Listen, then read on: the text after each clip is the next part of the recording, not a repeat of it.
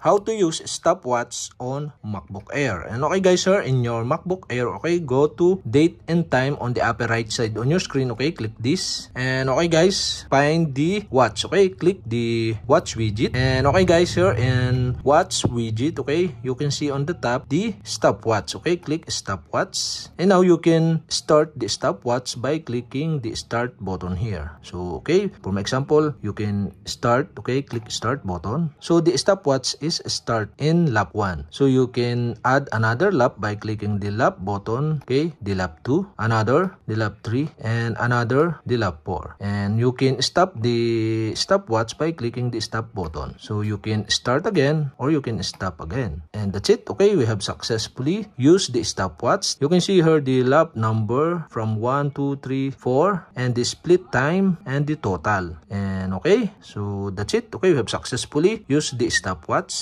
So to reset this stopwatch, okay, you'll have to just click the reset button to reset, and you can start again by clicking the start button. And that's it. Okay, we have successfully used stopwatch on MacBook Air. And okay guys, if you have a question, kindly comment below, and don't forget to hit the subscribe button and the bell to notify you if I have new video. Okay, thanks for watching.